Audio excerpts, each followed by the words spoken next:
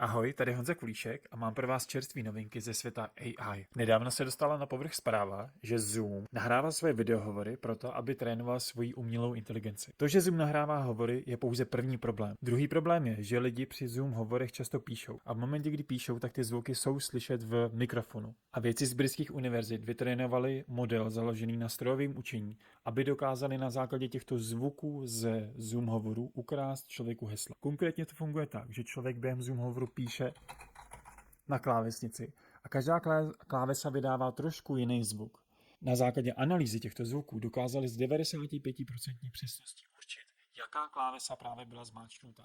Tím pádem, pokud by někdo během Zoom hovoru napsal svoje heslo, tak o tohle heslo v podstatě přišel. Možná vás napadá, jak je možný se proti tomu bránit. Za prvé, pořiďte si kvalitní antivirus na svůj počítač, ale taky na svůj telefon, protože i váš telefon může mít virus, který bude odposlouchávat, co píšete na klávesnici, a tím pádem přijdete o hesla. Mám tu pro vás krátké video o produktu, který se jmenuje Transcribe Glass, neboli brýle, co popisují. Ready? Recording? Yes. Cool. So hi, I'm Tom, and this is Transcribe Glass, subtitles for the real world. So using our device, you can actually see captions for everything I say in your field of view in real time, while also getting a good sense of my lips, my environment, and everything else around me. That's Transcribe Glass. Ve videu vidíme brýle, kde na sklíčko brýlí je promítaný text, který můžeme číst a zároveň se můžeme koukat na svět kolem sebe. Tyto brýle umí v reálném čase rozpoznat, co vlastně slyšíme.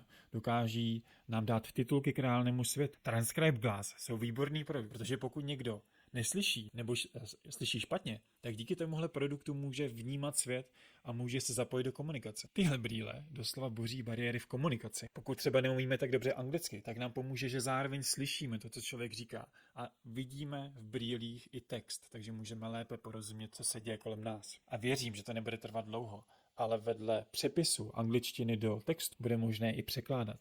Tím pádem budeme někde v zahraničí, uslyšíme někoho mluvit španělsky a my rovnou uvidíme text v češtině a můžeme s tím člověkem krásně komunikovat. Právě spolu koukáme na webovou stránku těchto brýlí, je možné zapsat se na čekací listinu a jsou tady taky další informace. Umělá inteligence je super, ale je možný taky využít k hodně špatným věcem. Konkrétně, už několik měsíců tady jsou fotky celebrit, které na sobě mají oblečení. Někdo použil umělou inteligenci, aby to oblečení sundal a aby nám v podstatě ukázal, jak vypadají nahatý. Až do nedávna nebylo možné se proti tomuhle bránit, ale je tady změna. Včera se objevila informace, že celebrity se mohou bránit proti tomuto způsobu napadení. Služba Stop NCII funguje tak, že nahráme svoji originální fotku, nahráme taky fiktivní nebo podvodnou fotku a tento nástroj proleze celý internet, odebere fotky, které jsou fiktivní. Tohle je důležité, protože únik intimních fotek může někomu zničit celý život. O to horší je, pokud někdo na sociálních sítích nasdílí fotku, kde normálně stojí oblečený a potom se objeví fiktivní fotka, kde ten člověk je svlečený. Proto je důležité šířit informaci, že je možné se bránit proti podobnému způsobu obtěžování nebo vydírání.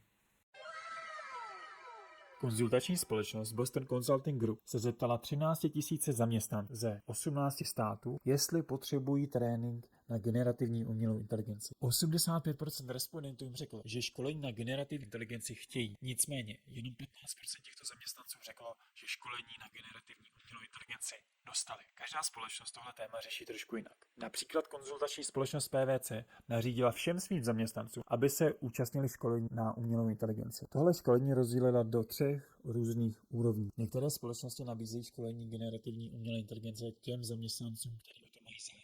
Jiné společnosti například všechny své lidi vyškolí v zadávání promptů neboli prompt engineering. Zajímá mě, jakým způsobem řešíte školení tématu umělé inteligence ve vaší firmě. Pokud chcete na toto téma nezávaznou konzultaci, tak se mi ozvěte přes stránku aivpodnikání.cz.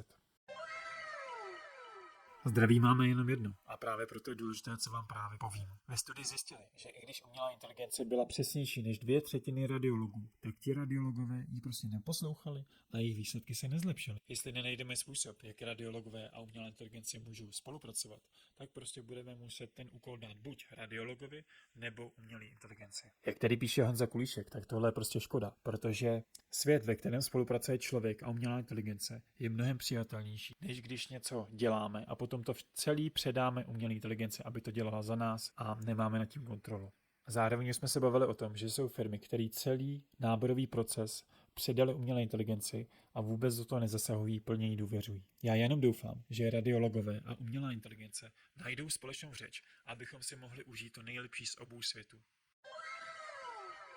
Ve zdravotnictví ještě chvíli zůstaneme, protože zdravotníci dostanou svůj první model zaměřený pouze na medicínu. Tento model se jmenuje MedPalm 2 a bude až dvakrát přesnější než modely, které nyní byly zaměřené na medicínu.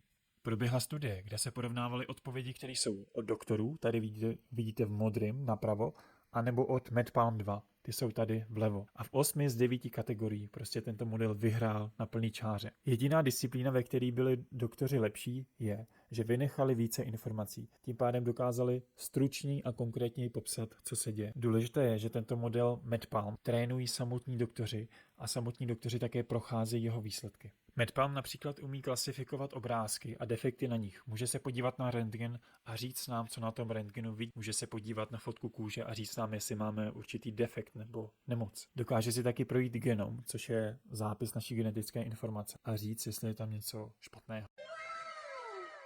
OpenAI, což je matka ChatGPT, tajně vyvíjí svůj nový generátor obrázku.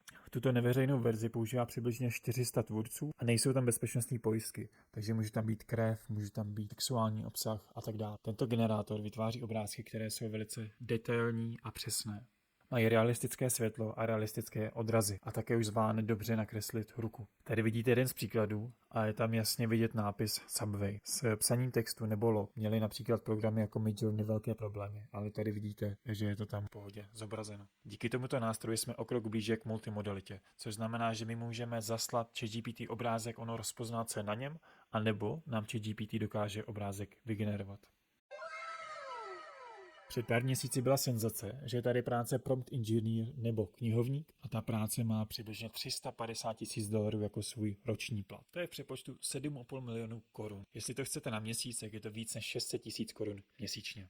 Tady vidíte, že to rozmezí je 250 až $375,000. Pokud by vám 7 milionů ročně nestačilo, tak pro vás mám dobrou zprávu. Jsou tady příležitosti ve světě AI, kde jsou platy od 14 do 20 milionů korun. Konkrétně Netflix nabízí $650,000 za technického ředitele, který je zaměřený na AI služby, anebo produktový manažer si může sáhnout na 300 až 900,000 dolarů. Netflix ale není jediná firma, která umí zaplatit, protože OpenAI, tvůrce ChatGPT, nabízel svým developerům až 900,000 dolarů ročně, což je v přepočtu kolem 20 milionů korun.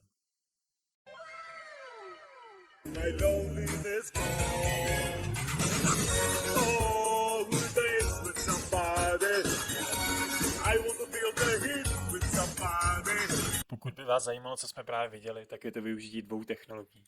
První z nich je klonování hlasu. Někdo naklonoval hlas Arnolda a naspíval tady song. A za druhé je to deepfakes. A vzali Arnoldovu tvář a dali ji na tvář tí zpěvačky. A pokud vás zajímá, co vám může přinést umělá inteligence, tak běžte na AI v podnikání a domluvte si se mnou nezávaznou schůzku. Děkuji za pozornost a těším se u dalšího videa.